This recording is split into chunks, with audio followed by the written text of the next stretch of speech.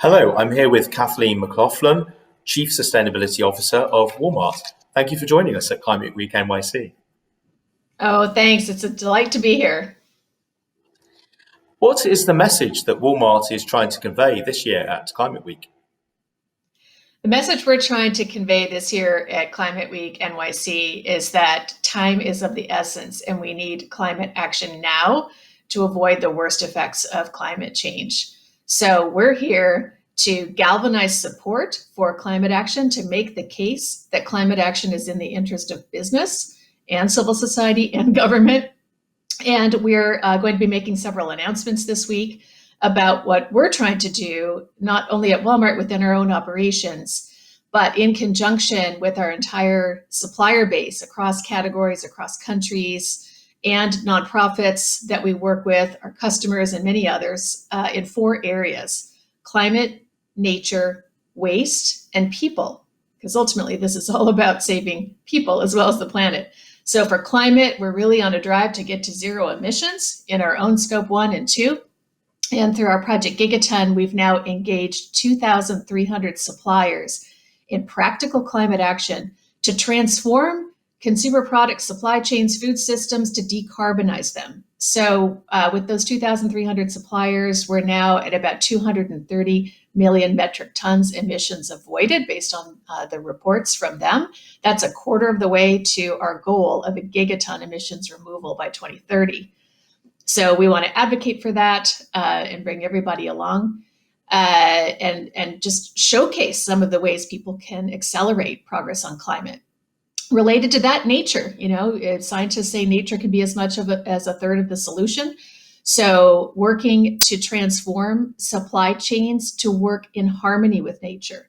We want to take a regenerative approach. So that means not only managing productive lands better, but stepping up conservation, restoring degraded lands, and working in a way with forests, with oceans, with grasslands, in agriculture, and through conservation to protect and work with nature. Ecosystem loss has been devastating. The report just came out last week from WWF, Living Planet Report 2020, that shows how dire the situation is. We're really moving beyond the boundaries of the planet. Third, in waste, our drive is to get to zero waste from consumption, decoupled from waste, and to use the resources of the planet in a circular way.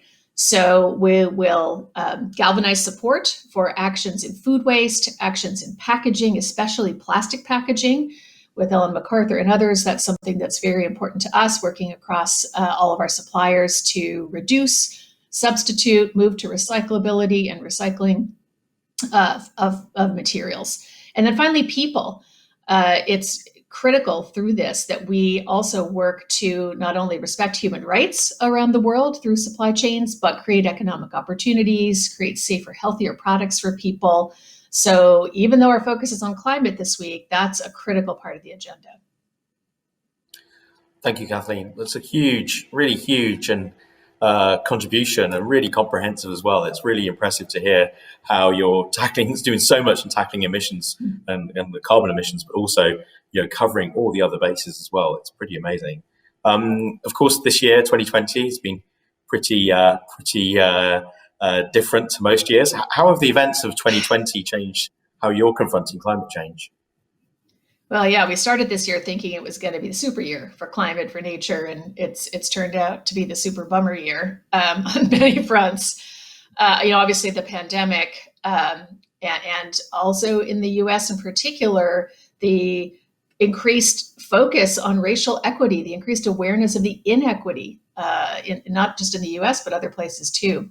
So the way that's affected us is to say, what can we do to keep the momentum going? In a year when the COP for climate has been postponed, the COP for nature has been postponed, what can we do to maintain the momentum? And so it was really important to us to lean into Climate Week NYC and bring people together and say, we can still convene. Let's leverage the convening power of Climate Week NYC. Let's bring people together. Let's raise the bar in ambition. Let's keep moving quickly. And I think the pandemic has taught us the power of individuals taking actions together. We can bend a curve through individual action. Well, let's bend the curve on climate. And in terms of racial equity, I think it's also shown a spotlight on the importance of people in our environmental action. That there's a huge cry for environmental justice, and how do we weave that into the agenda? So the events of this year have been devastating in so many ways. Yet I think they not only spur us on, but also teach us lessons about how we can do things differently, how we can build back better going forward. Thank you. And why is it in particular that you've chosen Climate Week NYC as the time and place to advance progress on climate action, Kathleen? Climate Week NYC gives us a focal point. It gives an opportunity to bring together stakeholders from across business, across government, across civil society, in a way that, it's not just about Walmart. We're trying to bring everybody together across society and galvanize support for climate action, share best practices, accelerate action. And so we're super excited to be part of this week. We will be having some of our own events, but we wanted to do it in the context of this much bigger gathering and really leverage the convening power of Climate Week NYC to bring everybody together. Well, thank you. And as a member of RE100, how has Walmart been able to collaborate with other organizations seeking the same goals? We joined RE100 because we wanted to lend our voice to the drive for renewable energy and work together with people. So there have been a number of things that we've been excited to be part of connected to that. One is just advocacy for climate policy.